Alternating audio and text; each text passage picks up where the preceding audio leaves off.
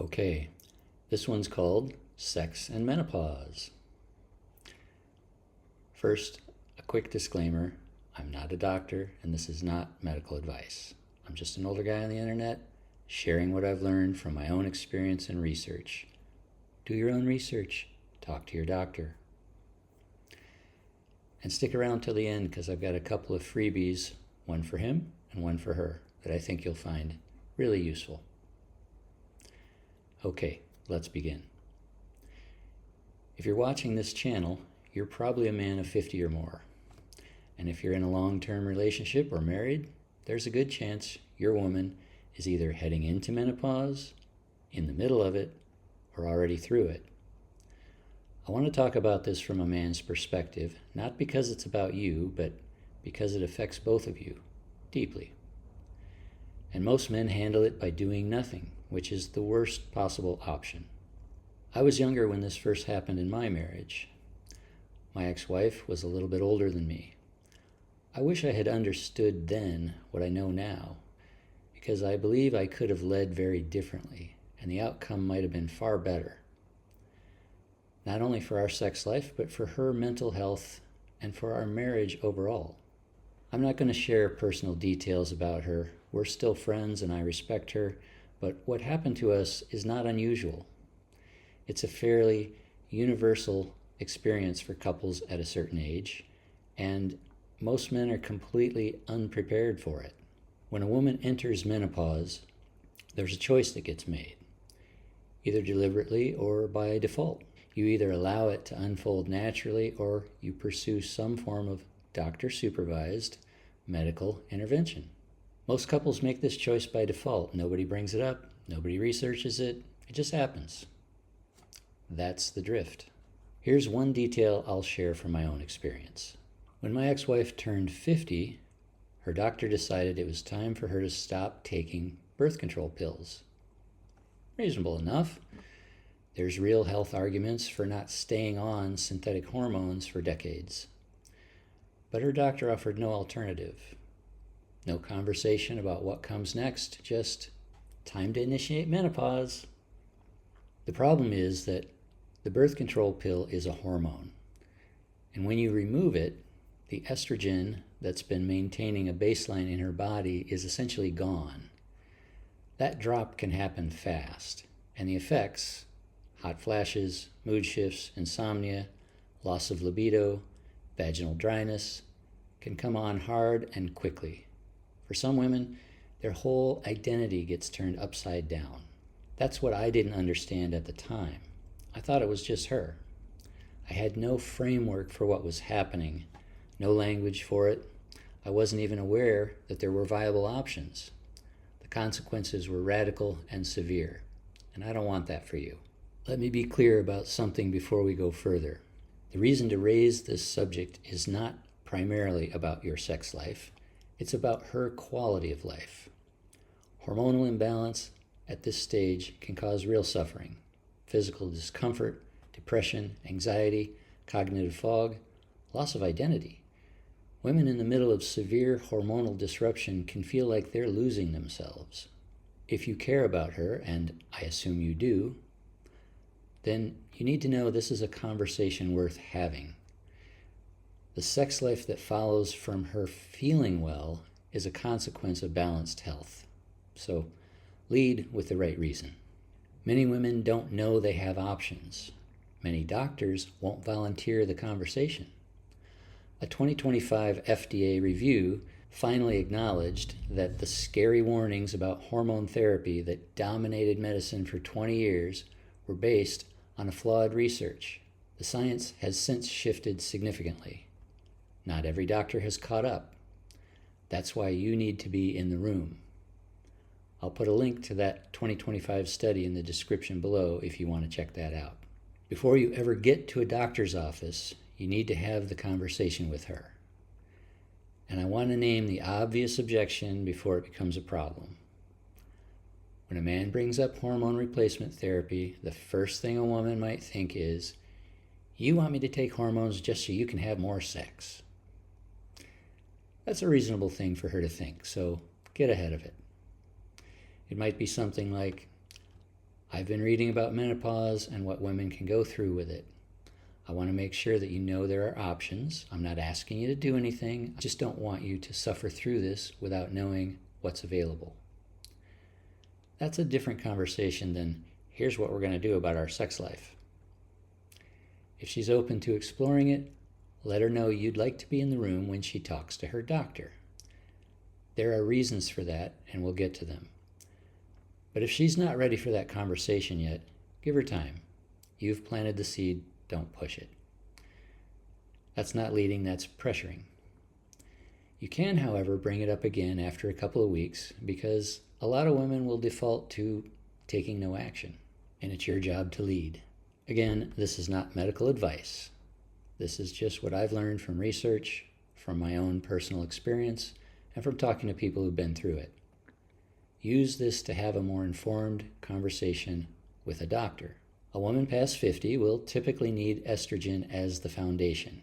Estrogen addresses the most severe symptoms: hot flashes, sleep disruption, mood, vaginal health. For women with an intact uterus, progesterone is paired with it to protect the uterine lining. Current science increasingly favors transdermal estrogen, a patch or gel, over oral pills.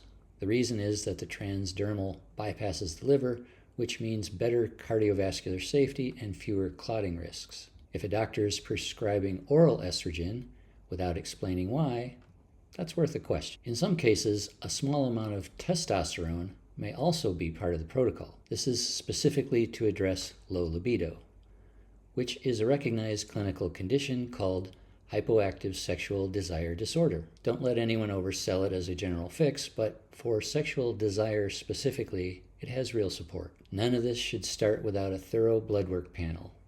Not a basic check, a full panel. Hormones, thyroid, vitamin D, B12, key minerals. The goal is to understand where she actually is before adjusting anything, and to optimize her overall health, not just chase a single number. I'll put a link in the description below to the Menopause Society 2025 guidelines. Here's the honest truth. Not every doctor is current on this subject. HRT spent 20 years under a cloud because of one flawed study, and a lot of practitioners learned to avoid the conversation. Some of them never updated their posture. So when you go into that first appointment, you're partly there to assess whether this doctor is someone worth working with. 4 questions will tell you fast. What's your general approach to hormone replacement therapy for a woman at this stage? Do you prefer oral or transdermal estrogen, and why? What panels do you typically run before starting a protocol? Are you familiar with the FDA's 2025 labeling updates on HRT safety? A doctor who is current and open will engage with those questions. A doctor who dismisses them or who leads with the risks of HRT without knowing or acknowledging that the risk picture has significantly changed. If that's the case, you're probably going to need a second opinion. And that's not disrespect, it's just due diligence. Menopause specialists and functional medicine doctors who focus on hormonal health are often better than a general OB/GYN for this. They see this every day.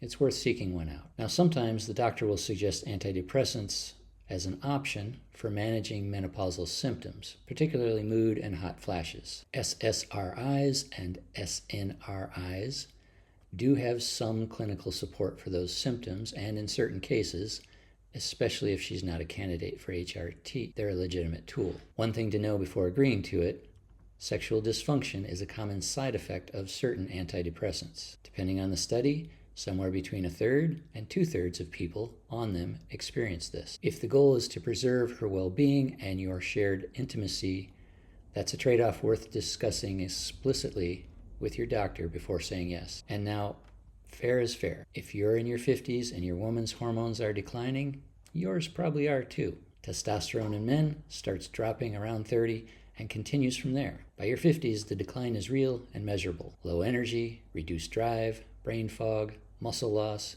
diminished libido. These aren't just signs of aging. They're often signs of hormonal imbalance that can be addressed. Get your own labs done.